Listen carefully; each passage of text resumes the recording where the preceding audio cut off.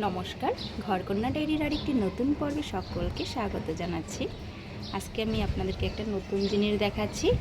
আমার ব্যালকনিতে মিষ্টি আলুর গাছ হয়েছে, মানে বাসায় মিষ্টি আলু কিনে আনা হয়েছিল, ওটাতে গাছ হয়েছে। পরে আমি কি করলাম, বালতি যে ব্যালকনিতে যে গাছ লাগাই ওগুলোর ভিতরে দিয়ে বসিয়ে দিলাম। তারপর দেখুন কতগুলো শাক হয়েছে। আজকে আমি এই শাকগুলো তুলে রান্না করব। তা দেখুন আমি শাকগুলো তুলে নিচ্ছি। এই যে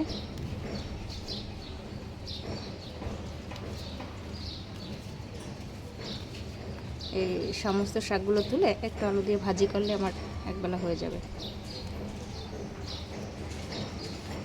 কত ভালো লাগে নিজের গাছের শাক তুলতে। বেশি দিন হয় নাই, বসিয়েছি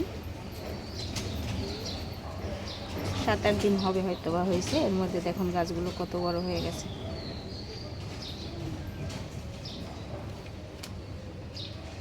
এই একটা লতা তো অনেক বড় হয়ে গেছে। তার শাকগুলো তোলা হোক। এই যে দেখুন কত সুন্দর শাক হয়েছে আমার। এই পাতাগুলোই কিন্তু এখন কুচি আছে, এগুলো রান্না করলে খেতে বেশ ভালো লাগবে।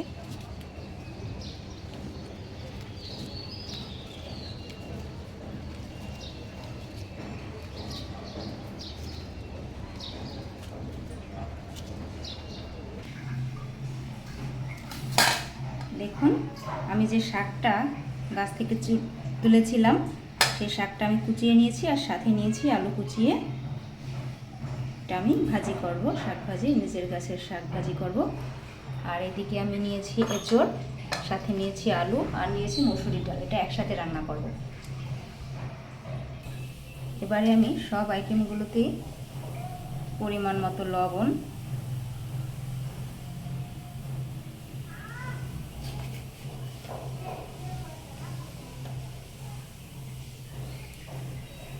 আর পরিমাণ মতো হলুদ দিয়ে নেব। হলুদ দিয়ে মাখিয়ে নেব। এটাতেও পরিমাণ, কারণ সময় যেহেতু কম, তাড়াতাড়ি মাখিয়ে নিয়ে রান্না করলে তাড়াতাড়ি হয়ে যাবে। আর মাখিয়ে রান্না করলে ওটা কিন্তু খেতে স্বাদটা একটু ভালোই লাগে, অন্যরকম একটা স্বাদ হয় আসে। এদিকে আমার ভাত হয়ে গেছে, একটু পরে করে দেবো। এটাকে এখন ভালোভাবে মাখিয়ে নিচ্ছি।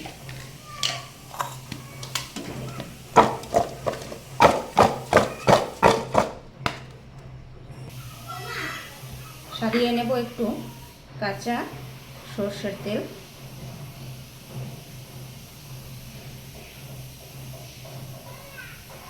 সর্ষের তেল দিয়ে মাখিয়ে নিলে খাবারটা বেশ একটু সুস্বাদু হয়। এটা মাখিয়ে নেব।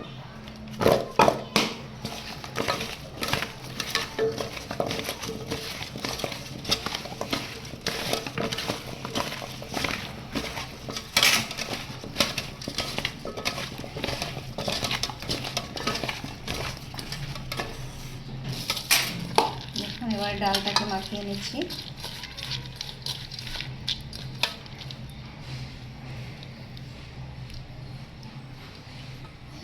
আর এবারে হচ্ছে এই শাকটাকেও মাখিয়ে নেব।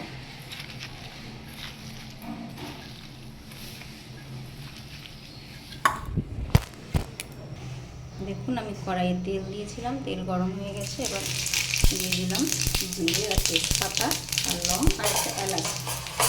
এবারে আমি এই যে মাখিয়ে রাখা, চুলোর আঁচটা একটু বেশি হয়ে গেছে তাই একটু কমিয়ে নিলাম, এটা দিয়ে দিলাম।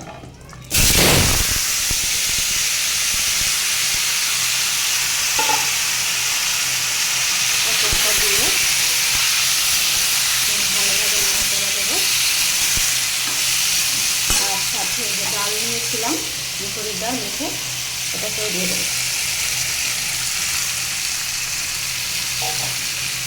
এটাকে বেশ ভালোভাবে নেড়ে চেড়ে মেশাবো। তারপরে ভাজি ভাজি হয়ে গেলে একটু লালচে করে ভাজবো, ভেজে তারপরে জল দিয়ে দেবো। আর দেখুন এইদিকে আমি একটু আদা দিয়েছিলাম, এই তেলটাতে ভাজি করে আদাটা থেতু করে নিয়ে তারপরে ভেজে লাল লাল করে তারপরে এটার ভিতরে দিয়েছিলাম। আর লঙ্কা বা ঝাল আপনারা আপনাদের পরিমাণ অনুযায়ী দেবেন। যেমন ঘরে ছিল না, তাই আমি সবসময় আস্ত লঙ্কা দিয়ে, কিন্তু আজকে একদমই ছিল না। আর আদার, এটাতে একটু হালকা ঝাল হয় আদার রসে। আর এদিকে তেলে কালো জিরে দিয়ে দিলাম ফোড়ন। আর এই যে আমার কেটে রাখা শাক, এটাকে দিয়ে দেবো।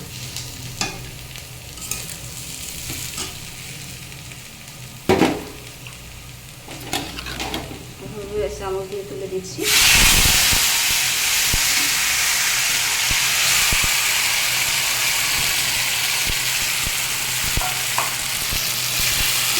শাকের পরিমাণ যেহেতু কম ছিল, তাই একটু আলু দিয়েছি বেশি করে।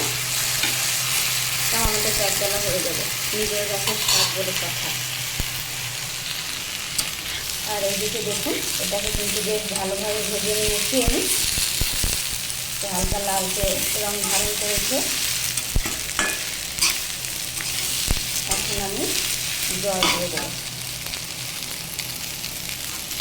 এইভাবে করে নিরামিষ রান্না করে খেলে খেতে কিন্তু বেশ ভালোই হয়।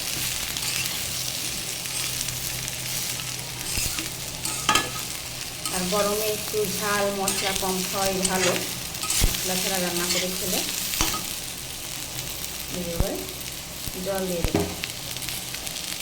আঁচটাকে বাড়িয়ে নিচ্ছি আর জল দিয়ে দেবো।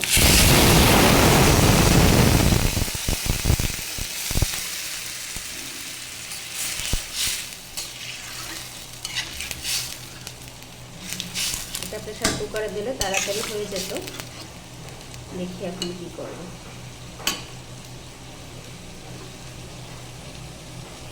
এবার এটা আমার হতে থাক। এদিকে শাকটা নেড়ে চেড়ে ঢেকে দেবো। মিষ্টি আলুর শাক, সাথে 3-4টে পুঁই শাকের পাতা ছিল ওখানে, ওটাও দিয়েছি। দেখুন, ডালটাকে কড়াই থেকে পরে আমি তাড়াতাড়ি হওয়ার জন্য সিদ্ধ হবে সময় এনে দিয়েছি, তাই আমি প্রেশার কুকারে দিলাম। তার সাথে আমি একটু গোলমরিচের গুঁড়ো দিয়েছি আর একটু মৌরি গুঁড়ো দিয়েছি। এখন আমি এটাকে প্রেশার কুকারে ঢেকে দিব। আর এই যে আমার শাক ভাজি হয়ে গেছে। তা আজকে আমার রান্নাটি কেমন লাগলো কমেন্ট করে জানাবেন। সকলেই ভালো থাকবেন, সুস্থ থাকবেন। আমার চ্যানেলটি লাইক সাবস্ক্রাইব করে দিবেন। সকলের জন্য রইল শুভ কামনা। আজকে সময় স্বল্পতার জন্য আমি আর করতে পারলাম না ভিডিও। আজকে এই পর্যন্তই। সকলে ভালো থাকবেন।